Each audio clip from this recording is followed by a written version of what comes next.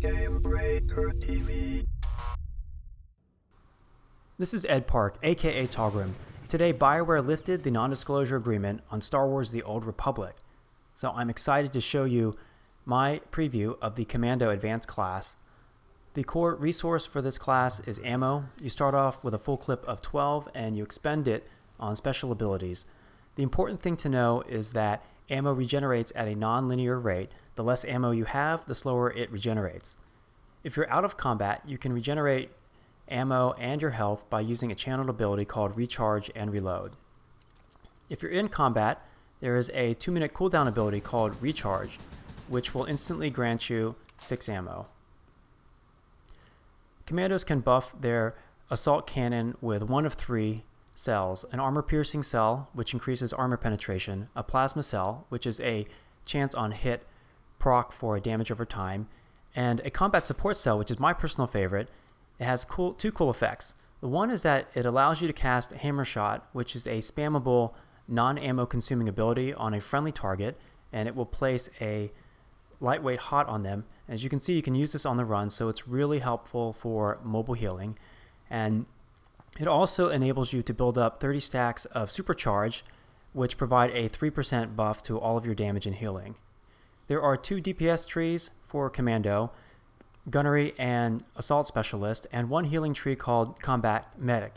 Now, regardless of which tree you spec in, you do get a baseline set of tools to work with. The trees simply buff how effective you are in a given specialization. In this video, we're going to take a look at the Huttball Warzone.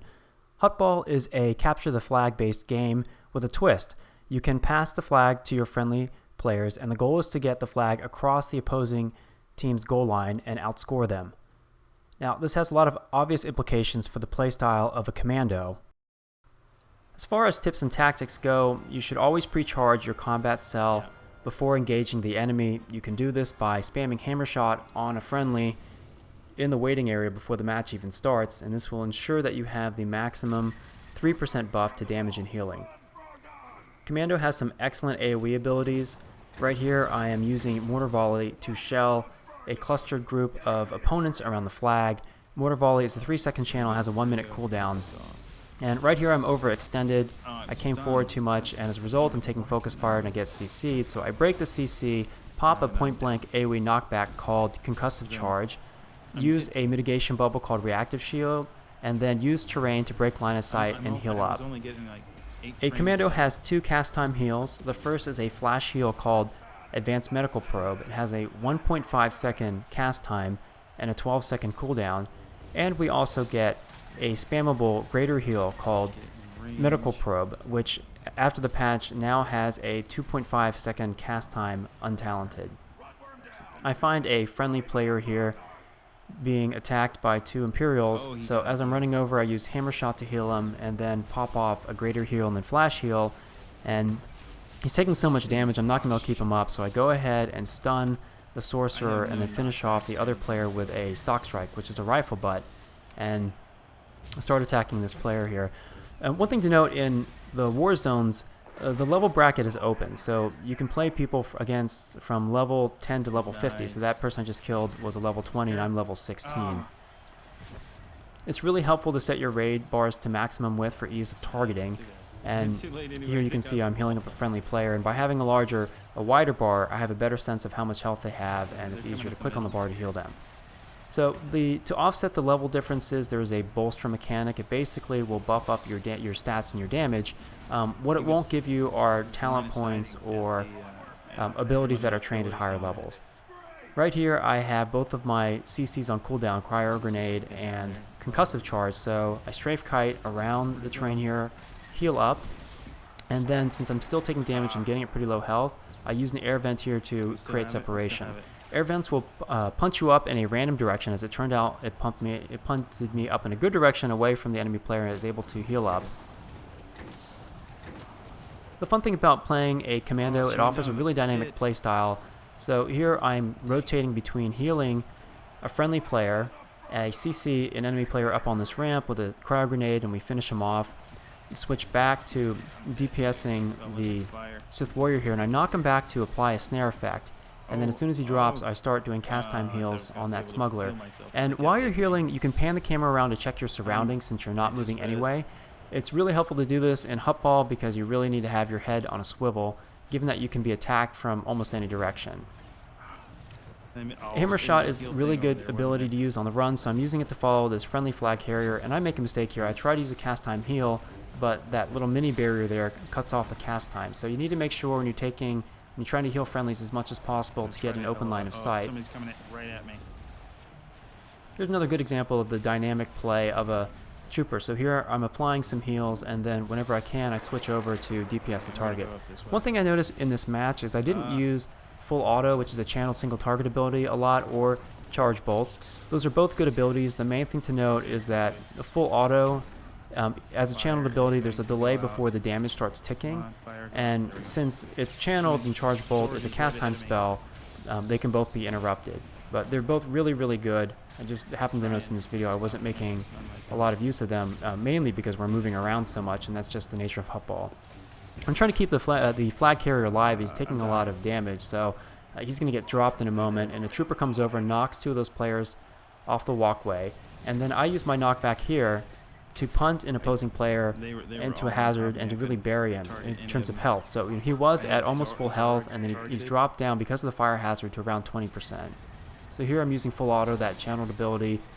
He closes the gap to me, and I'm standing on the edge of the fire. I'll talk about that in a minute, but it's really helpful to do so because it'll force melees who try to charge you to land in the fire. I'm taking some heavy damage. The Sith Warrior and Jedi Knight classes can pump out some pretty substantial burst damage in melee range, so I drop down to the bottom here and force him to make a decision whether or not to follow me down, and he doesn't, so I'm able to heal up. Just pass it, pass it. So we've got the Hutball. Unfortunately, we're in the pit by their base, so it's actually really hard to get out of here if you're not a Jedi Knight, to have that force leap ability to charge out of here. And I'm trying to support another player here, but we're outnumbered pretty badly. And in general, the pit by the opposing base is a very bad place to hang out. Whenever people res up, they will see you in their pit, and they will come and smash your face in. So we're gradually getting worn down here. Unfortunately, there's not much that I can do. And I should have started kiting out of here earlier, but I didn't. And I was thinking, well, I'd probably have enough time to get over to one of the little buff icons in the match. So you'll see in the corner of the maps there are different buffs that you can pick up. So there's a full heal buff right in front of me, but I waited too long to get over to it, and as a result I get CC'd and then burned down. That was my first death in the match. And then you can use the map to locate the flag carrier, where of course you can just look for that big glowing beam of light. And here's a tip.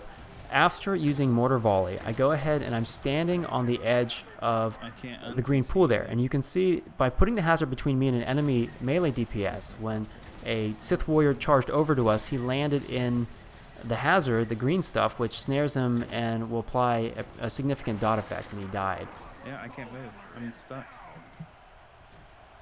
Totally. So friendly commando uses their cryo grenade to stun, and then I go ahead and use my knockback to put that melee DPS into the hazard there to die. And sometimes, if you're on the move, you won't have time to put up cast time heals, but you can always use hammer shot. Like right here, I'm using it to patch up this player as we're on the go, trying to catch up with the flag carrier. So unfortunately, our flag carrier gets burned down. I'm using pulse cannon there, which is a point-blank conal AoE channel, which is fantastic for defending nodes. I had to cut off the cast time because their team, basically 4 or 5 players, are now coming after me.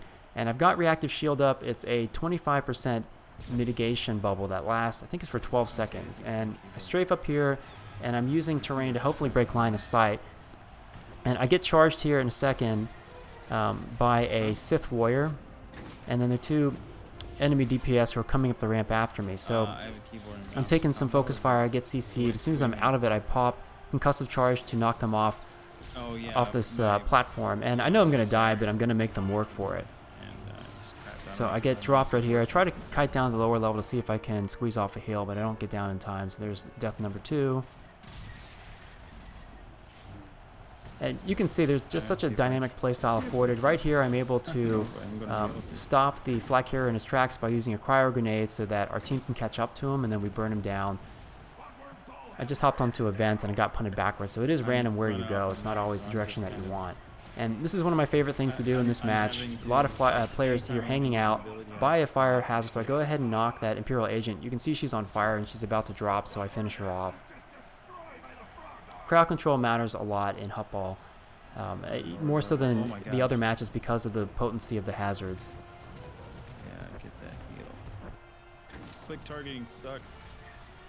You can use the terrain to your advantage here. I'm taking some focus fire. I'm stunned by the sorcerer, so I just punt her out of line of sight down into the pit. And this level 43 Sith Warrior is coming over to me. He stuns me, so I've got my reactive shield bubble up. I stun him with a cryo grenade, and then I kite back to my friendlies. So if he's going to follow me, he's going to subject himself to some pretty intense focus fire. Right there, I use Stalk Strike for the instant burst in melee range. It's a really good finisher. It crits for around 1500. And it's one of our best single target damaging abilities that's not channeled. I pull a double triple on the scoreboard, racking up over 100k in damage and in healing. I finished 3rd overall for healing in the match and 5th overall for damage, while suffering the fewest deaths with 2 and generating the highest number of total kills with 47, including 8 killing blows. So this really speaks to the flexibility of a commando. It feels like a Swiss Army knife in PvP, and it has a really dynamic playstyle. And one fun feature about the war zones is you can pick the most valuable player on your side, so I vote for a player who had almost 200k damage and received 3 MVP votes in return. If you're looking for more content on the Old Republic, follow me on social media, and I highly recommend checking out Gamebreaker TV's weekly The Republic show. Take care. Gamebreaker TV.